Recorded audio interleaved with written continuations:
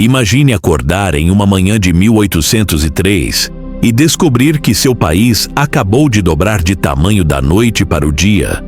Não através de uma guerra sangrenta, não através de décadas de conquista, mas simplesmente assinando um cheque. Isso realmente aconteceu. Thomas Jefferson, o terceiro presidente dos Estados Unidos, comprou mais de 2 milhões de quilômetros quadrados da França por apenas 15 milhões de dólares. Para colocar isso em perspectiva, foi o maior negócio imobiliário da história da humanidade. Cada acre custou cerca de 3 centavos. Hoje, essa mesma terra vale trilhões de dólares e abriga dezenas de milhões de pessoas. Mas aqui está o que torna essa história ainda mais fascinante. Jefferson não tinha autoridade constitucional para fazer essa compra. Ele era um defensor ferrenho de um governo federal limitado.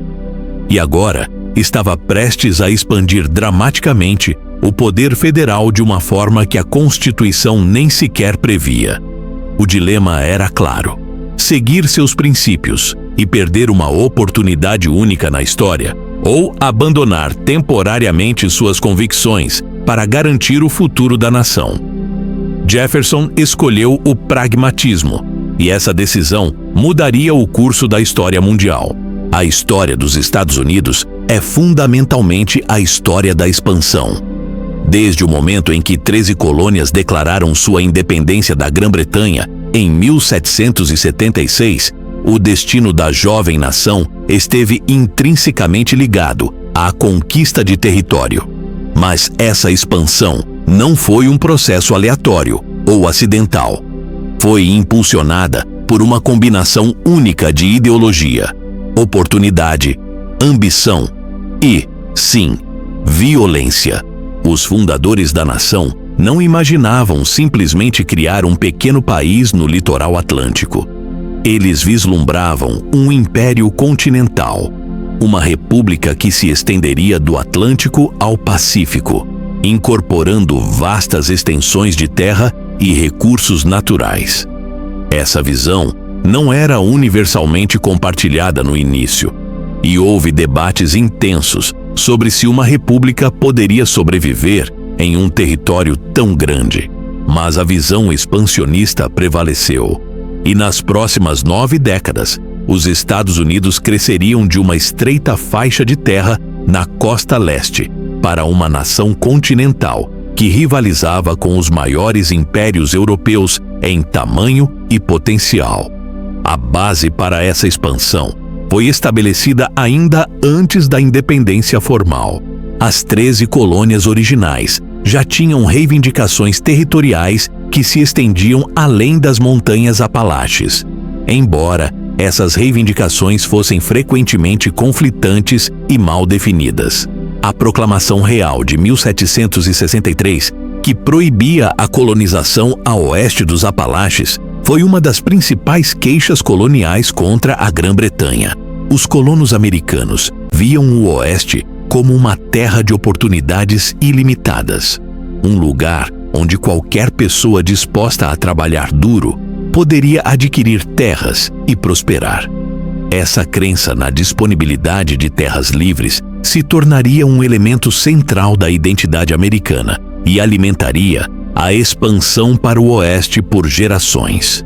É importante notar que essa visão de terra livre e vazia ignorava completamente os direitos e a presença dos povos indígenas que haviam habitado essas terras por milênios. Essa negação das reivindicações indígenas seria uma característica constante e trágica da expansão americana. Quando as 13 colônias declararam independência em 1776, elas estavam declarando não apenas separação política da Grã-Bretanha, mas também o direito de controlar seu próprio destino territorial. O Tratado de Paris de 1783, que encerrou formalmente a Guerra Revolucionária, concedeu aos novos Estados Unidos um território que se estendia do Atlântico ao rio Mississippi e dos Grandes Lagos até a Flórida Espanhola. Isso representou uma conquista territorial extraordinária. De repente, os Estados Unidos tinham acesso a vastas extensões de terra fértil no Vale do Ohio e além. Mas esse território veio com desafios significativos. Como organizar e governar essas novas terras? Como resolver disputas entre estados que reivindicavam os mesmos territórios? Como lidar com as nações indígenas que já viviam lá? E talvez mais importante, como garantir que esses territórios ocidentais se tornassem parte integrante da nova república, em vez de colônias separadas ou até mesmo nações rivais? As respostas a essas perguntas viriam através de uma série de decisões políticas e atos legislativos que estabeleceriam os precedentes para toda a expansão futura. A Ordenança do Noroeste de 1787 foi particularmente crucial. Ela estabeleceu um processo pelo qual territórios poderiam se tornar estados com direitos iguais aos estados originais, proibiu a escravidão nos territórios do Noroeste e garantiu direitos básicos aos colonos. Isso foi revolucionário. Pela primeira vez na história, um império estava criando um mecanismo para transformar colônias em parceiros iguais. Não haveria metrópole permanente e periferias permanentes. Todos os estados seriam teoricamente iguais. Esse princípio, embora imperfeitamente aplicado, ajudaria a unificar a nação em expansão e evitaria o tipo de ressentimento colonial que havia levado à Revolução Americana. A ordenança também estabeleceu que novos estados seriam criados à medida que a população crescesse, garantindo que a expansão territorial andasse de mãos dadas com a expansão democrática. A fundação e expansão territorial dos Estados Unidos entre 1776 e 1865 não foi apenas sobre adquirir terra, foi sobre criar uma nova forma de império, um império republicano que se expandiria através de compra, negociação, conquista e colonização, mas que prometia eventualmente incorporar novos territórios como estados iguais. Essa promessa nem sempre foi cumprida, especialmente para povos indígenas e africanos escravizados, mas foi poderosa o suficiente para atrair milhões de imigrantes e alimentar uma das expansões territoriais mais rápidas da história moderna. Nas próximas décadas, os Estados Unidos cresceriam de menos de 1 milhão de quilômetros quadrados para mais de 8 milhões, estabelecendo as bases geográficas para se tornar a maior potência global do século XX. Essa é a história de como uma pequena república costeira se transformou em um colosso continental. E as decisões tomadas nesse período ainda reverberam na política americana e mundial hoje. Os primeiros anos da República Americana foram marcados por uma incerteza existencial profunda. Ninguém sabia se esse experimento democrático sobreviveria, e muito menos se tornaria uma grande potência. Os artigos da Confederação que governaram o país de 1781 a 1789 criaram um governo central fraco demais para lidar com os desafios de uma nação em crescimento. Não havia poder executivo real, nenhum sistema judicial nacional, e o Congresso não tinha autoridade para cobrar impostos ou regular o comércio entre os estados. Essa fraqueza institucional se tornou aparente quando a rebelião de Chase eclodiu em Massachusetts em 1786. Agricultores endividados liderados por Daniel Chase pegaram em armas contra o governo estadual, e o governo nacional foi incapaz de responder efetivamente. Esse evento chocou a elite política americana e levou diretamente à Convenção Constitucional de 1787, onde uma nova Constituição foi elaborada para criar um governo federal mais forte. A Constituição foi um documento notável que equilibrou o poder entre diferentes níveis de governo e entre diferentes ramos do governo federal. Ela criou um sistema de freios e contrapesos que teoricamente impediria qualquer indivíduo ou grupo de acumular muito poder. Mas havia uma questão que a Constituição não resolveu adequadamente e que assombraria a nação pelas próximas décadas: a escravidão. Os estados do Sul dependiam do trabalho escravo para suas plantações de tabaco, arroz e algodão, e não aceitariam uma Constituição que ameaçasse essa instituição. Os estados do Norte, onde a escravidão estava gradualmente sendo abolida, estavam dispostos a fazer concessões para conseguir a união. O resultado foi uma série de compromissos que permitiram que a escravidão continuasse, mas evitaram mencionar a palavra escravo no documento. Escravizados foram contados como 3/5 de uma pessoa, para fins de representação, dando aos estados do Sul mais poder político do que sua população livre justificaria. O comércio de escravos poderia continuar por pelo menos mais 20 anos, e escravizados fugitivos teriam que ser devolvidos aos seus proprietários, mesmo se escapassem, para estados livres.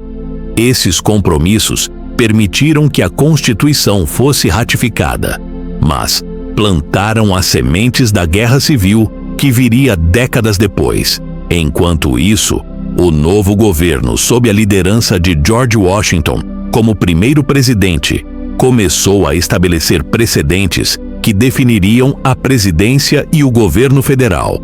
Alexander Hamilton, como secretário do Tesouro, criou um sistema financeiro nacional, assumindo as dívidas dos estados, estabelecendo um banco nacional e criando uma moeda comum. Essas medidas fortaleceram o governo federal e deram aos Estados Unidos a credibilidade financeira necessária para atrair investimento e crescer economicamente. Thomas Jefferson, como secretário de Estado, via essas medidas com suspeita, pois acreditava que elas concentravam muito poder no governo federal, às custas dos estados e dos cidadãos comuns. Essas diferenças filosóficas entre Hamilton e Jefferson levariam à criação dos primeiros partidos políticos americanos, os federalistas, que favoreciam um governo central forte, e os republicanos democráticos, que favoreciam mais poder para os estados.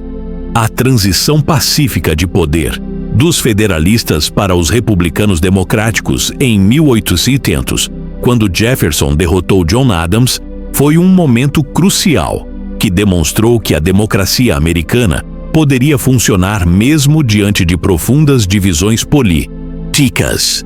A compra da Louisiana foi um dos eventos mais transformadores na história americana e surgiu de circunstâncias que ninguém poderia ter previsto. A Louisiana era um vasto território que se estendia do Golfo do México até a atual fronteira canadense e do rio Mississippi até as Montanhas Rochosas. Era controlado pela Espanha desde 1762. Mas em 1800, Napoleão Bonaparte forçou a Espanha a devolvê-lo secretamente à França. Através do Tratado de Saint-Ildefonso, Napoleão tinha grandes planos para um império francês renovado nas Américas, com a Louisiana servindo como celeiro para a colônia francesa de Saint-Domingue, no Caribe, hoje Haiti.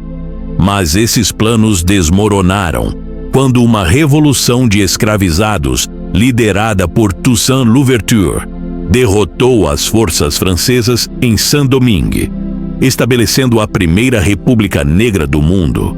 Sem Saint-Domingue, a Louisiana perdia muito de seu valor estratégico para Napoleão.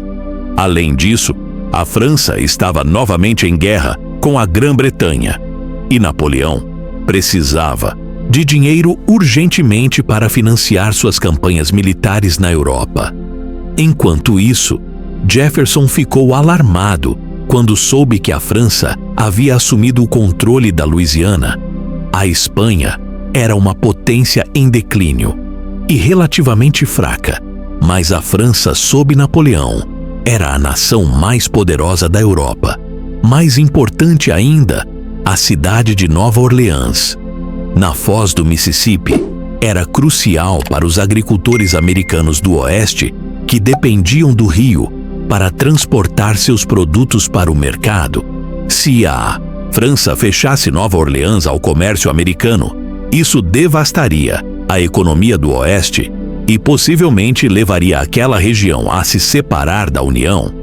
Jefferson inicialmente instruiu seu ministro na França, James Monroe, a tentar comprar apenas Nova Orleans e talvez a Flórida Ocidental por até 10 milhões de dólares. Mas quando Monroe chegou a Paris, em abril de 1803, ele descobriu que Napoleão estava disposto a vender todo o território da Louisiana por 15 milhões de dólares. Isso foi uma surpresa total e apresentou um dilema para Jefferson. Ele era um defensor da interpretação estrita da Constituição, que significava que o governo federal só poderia fazer o que a Constituição explicitamente permitisse. E a Constituição não dizia nada sobre o governo federal poder comprar território de potências estrangeiras. Jefferson considerou propor uma emenda constitucional para autorizar a compra, mas percebeu que isso levaria tempo demais e Napoleão poderia mudar de ideia relutantemente. Jefferson Deck-in pediu que o poder de fazer tratados implicitamente incluía o poder de adquirir território e enviou o tratado ao Senado para ratificação. Os federalistas se opuseram veementemente, argumentando que a compra era inconstitucional e que adicionaria muito território do Oeste, desequilibrando o poder político, longe de seus redutos no Nordeste. Mas o Senado ratificou o tratado em outubro de 1803. A compra da Louisiana dobrou o tamanho dos Estados Unidos, imediatamente adicionando terras que eventualmente se tornariam 15 estados, incluindo grandes cidades modernas como New Orleans, Denver, Kansas City e St. Louis. Ela também deu aos Estados Unidos controle de todo o rio Mississippi, garantindo acesso ao comércio para os agricultores do Oeste e removendo uma potência europeia importante das fronteiras americanas. Economicamente, foi a maior barganha da história, pagando cerca de 3 centavos por acre por algumas das terras mais ricas e valiosas do mundo. Mas talvez o impacto mais importante foi psicológico. A compra da Louisiana validou a ideia de que os Estados Unidos estavam destinados a se expandir para o Oeste e que o governo federal tinha o poder e a responsabilidade de facilitar essa expansão. A Guerra de 1812 é frequentemente chamada de Segunda Guerra de Independência Americana, porque resolveu questões pendentes da Revolução Americana e consolidou a independência americana da Grã-Bretanha. As causas da guerra eram múltiplas, mas centravam-se principalmente em disputas sobre direitos marítimos. A Grã-Bretanha estava em guerra com a França napoleônica e tentava impedir que nações neutras, incluindo os Estados Unidos, comercializassem com a França. A Marinha Britânica, rotineiramente, para navios americanos e pressionava marinheiros para serviço na Marinha Britânica, alegando que eram desertores britânicos. Isso ultrajou os americanos, que viam isso como uma violação de sua soberania. Além disso, muitos americanos, particularmente no Oeste e Sul, acreditavam que a Grã-Bretanha estava armando e incitando nações indígenas a atacar assentamentos americanos. Havia também um elemento de oportunismo. A Grã-Bretanha estava distraída com as guerras napoleônicas e o Canadá parecia vulnerável à conquista americana. Em junho de 1812, o Congresso declarou guerra à Grã-Bretanha. Mas os Estados Unidos estavam mal preparados para a guerra. O exército era pequeno e mal treinado. A marinha era minúscula comparada à poderosa Marinha Britânica. e o país estava profundamente dividido com a Nova Inglaterra.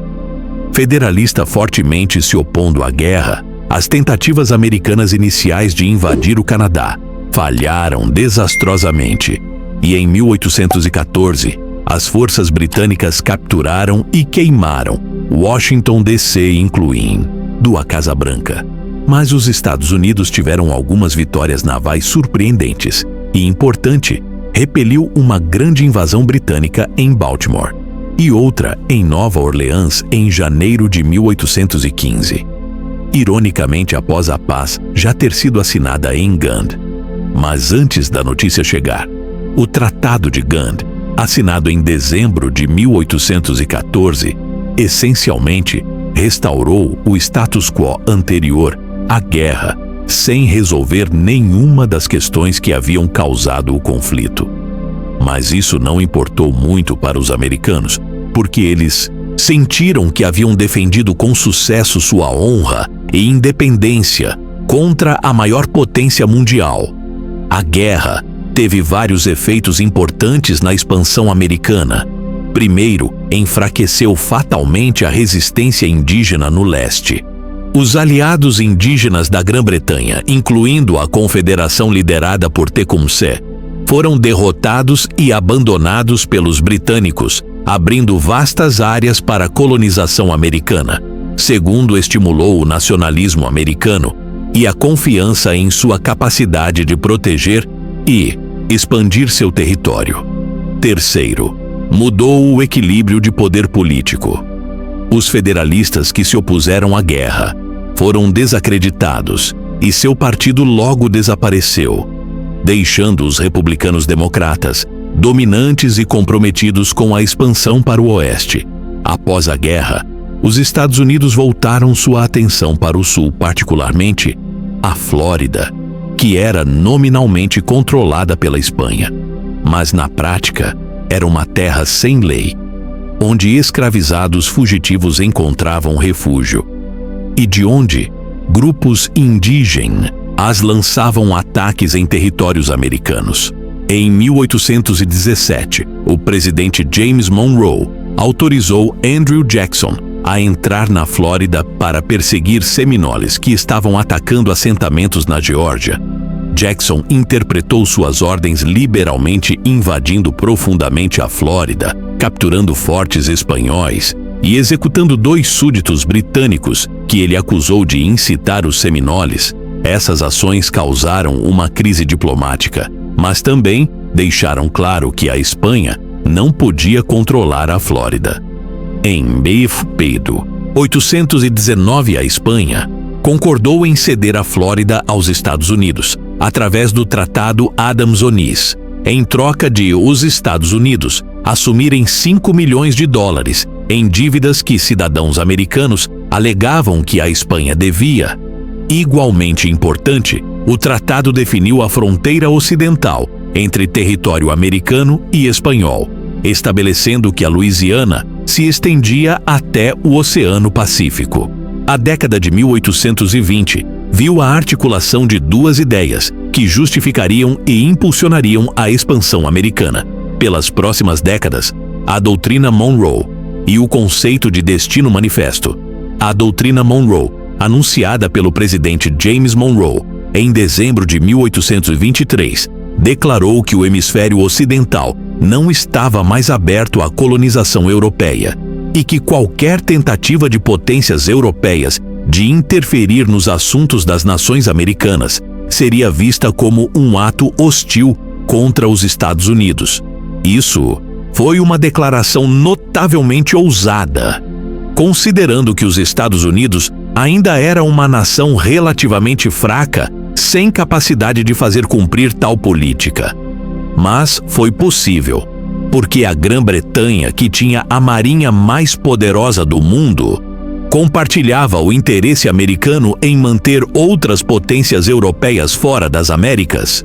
A doutrina Monroe essencialmente declarou o hemisfério ocidental como uma esfera de influência americana, estabelecendo um precedente para a expansão futura, não apenas do território americano, mas também do poder e influência americanos. Enquanto isso, o conceito de destino manifesto estava emergindo. Embora o termo em si não fosse cunhado até 1845, destino manifesto era a crença de que os Estados Unidos estavam destinados, ou mesmo divinamente ordenados, a se expandir do Atlântico ao Pacífico, espalhando democracia e civilização. Essa ideia tinha raízes em várias fontes, incluindo a crença protestante americana em serem um povo escolhido. As teorias raciais que justificavam o domínio branco sobre povos não brancos e a simples ganância por terra e recursos. Destino Manifesto forneceu uma justificativa ideológica poderosa para o que de outra forma seria conquista nua, permitindo que americanos vissem a expansão como moralmente justificada ou mesmo obrigatória. Durante esse período, a questão da escravidão estava se tornando cada vez mais divisiva. Cada novo estado admitido à União alterava o equilíbrio político entre estados escravistas e estados livres. O Compr, omisso de Missouri de 1820, temporariamente resolveu a questão, admitindo Missouri como estado escravista e Maine como estado livre e proibindo a escravidão em territórios da Louisiana ao norte da latitude 36,30. Exceto dentro dos limites de Missouri, esse compromisso manteve a paz por 3 décadas, mas deixou claro que a escravidão era a questão que poderia eventualmente destruir a União. Enquanto isso, a expansão americana continuava, através de meios pacíficos e violentos. A Trilha das Lágrimas na década de 1830 viu a remoção forçada de dezenas de milhares de Cherokee Creek, Chickasaw, Choctaw e Seminole de suas terras ancestrais no sudeste para territórios a oeste do Mississippi, resultando em milhares de mortes. Essa política brutal, executada sob o presidente Andrew Jackson, abriu vastas áreas de terra fértil para a colonização branca, particularmente para plantações de algodão trabalhadas por escravizados. A expansão também estava ocorrendo através de migração individual. Milhares de americanos estavam se mudando para o oeste, estabelecendo fazendas e vilas muito além das fronteiras oficiais dos Estados Unidos. Alguns estavam indo para o Oregon Country, reivindicado conjuntamente pelos Estados Unidos e Grã-Bretanha. Outros para o Texas, que era parte do México, e alguns ainda mais longe para a Califórnia, também parte do México.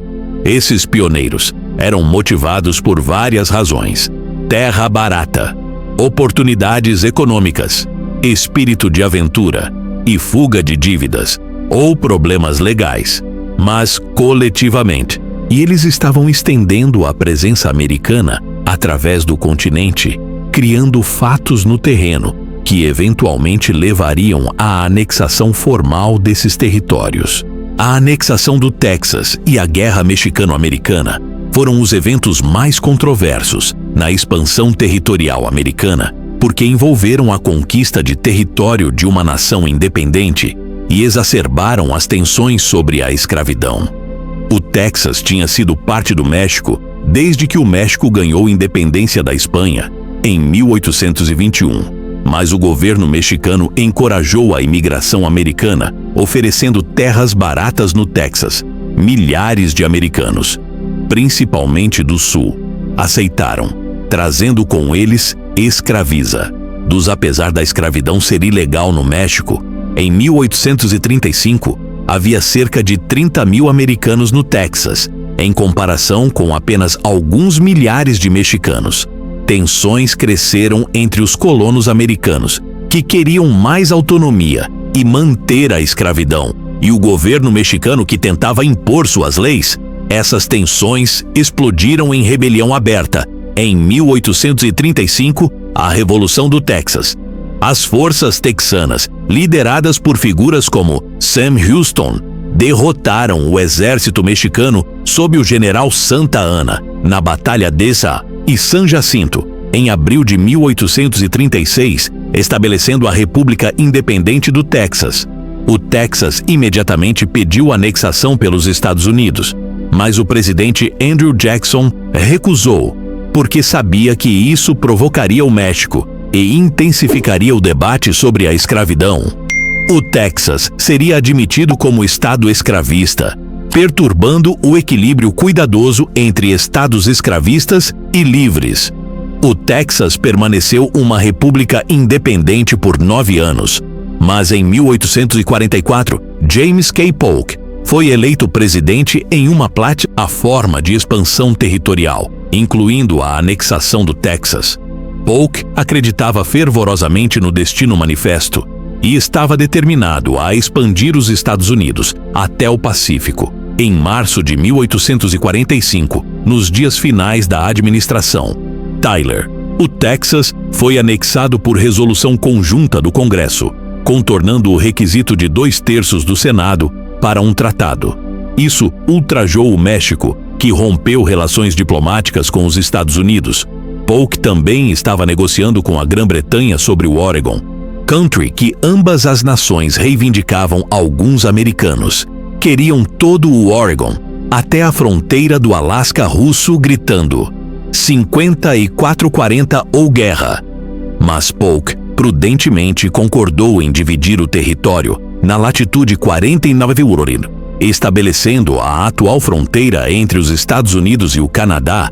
Isso foi concluído no Tratado do Oregon, de junho de 1846, dando aos Estados Unidos o que hoje é Oregon, Washington, Idaho, e partes de Montana e Wyoming. Mas Polk tinha ambições maiores. Ele queria a Califórnia e o Sudoeste, que pertenciam ao México. Polk ofereceu comprar esses territórios, mas o México recusou, ainda ultrajado pela anexação do Texas. Além disso, havia uma disputa sobre onde exatamente ficava a fronteira sul do Texas. O Texas alegava que era o Rio Grande, enquanto o México insistia que era o Rio Nueces, mais ao norte. Polk enviou tropas comandadas por Zachary Taylor para a área disputada, provocando deliberadamente um conflito. Em abril de 1846, forças mexicanas atacaram uma patrulha americana. Polk declarou que o México havia derramado sangue americano em solo americano, e o Congresso declarou guerra. A Guerra Mexicano-Americana durou de 1846 a 1848 e foi uma vitória decisiva americana. As forças americanas capturaram a Cidade do México e ocuparam a Califórnia e o Novo México.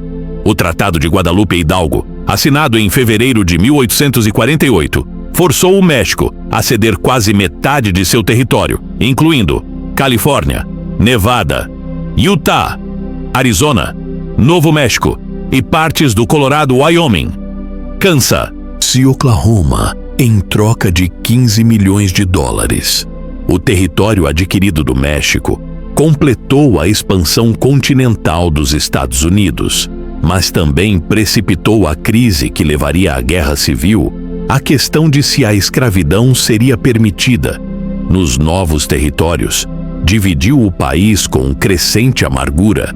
Durante a Guerra Mexicano-Americana, o congressista da Pensilvânia, David Wilmot, propôs a provisão Wilmot, que teria proibido a escravidão em qualquer território adquirido do México.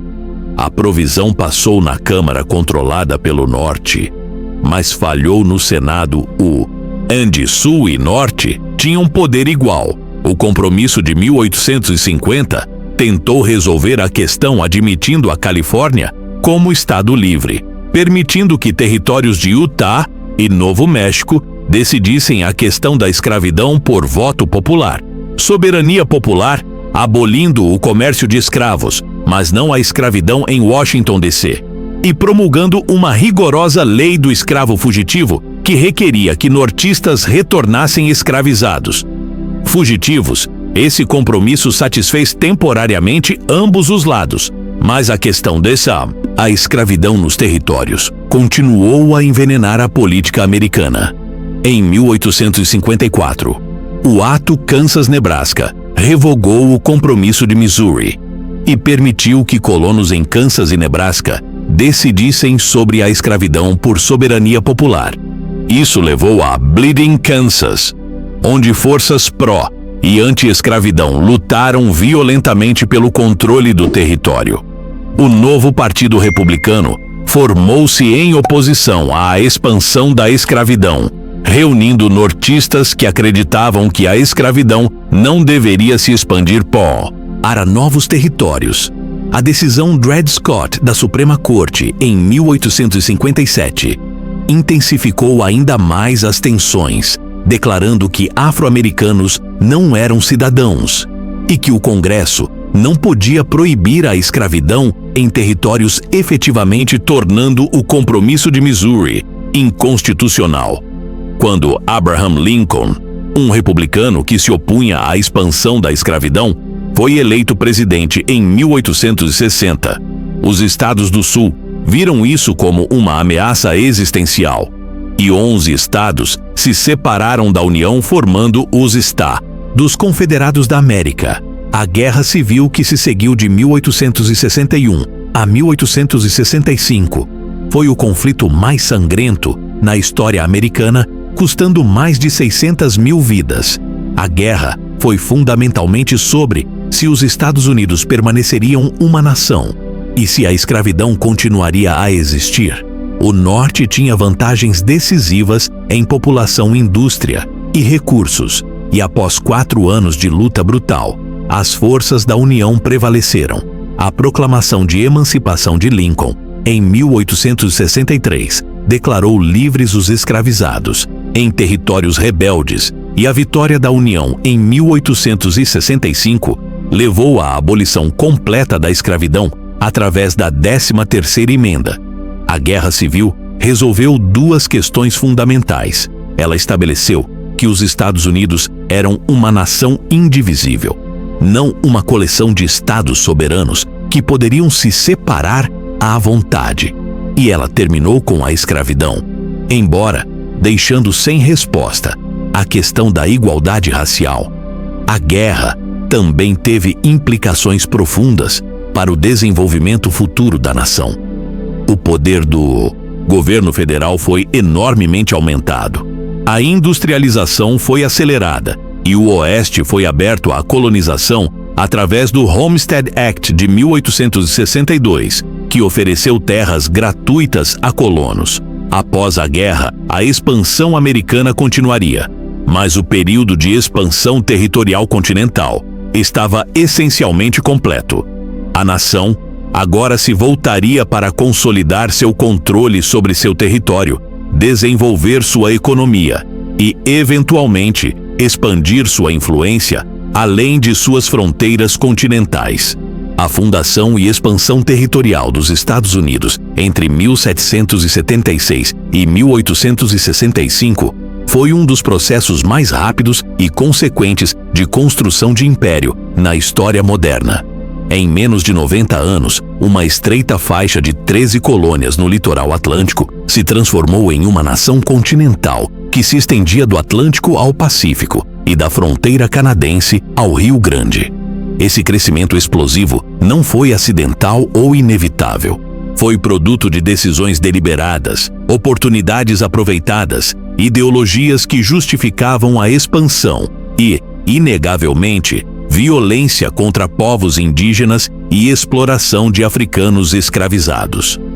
A narrativa do Destino Manifesto, que os americanos contavam a si mesmos, tornava essa expansão não apenas aceitável, mas moralmente necessária, uma missão de espalhar civilização e democracia. Mas essa narrativa heróica obscurece as realidades brutais. O genocídio de povos indígenas, a escravidão de milhões, a conquista de território mexicano através de guerra agressiva. No entanto, os aspectos positivos e negativos dessa história moldaram profundamente o que os Estados Unidos se tornariam.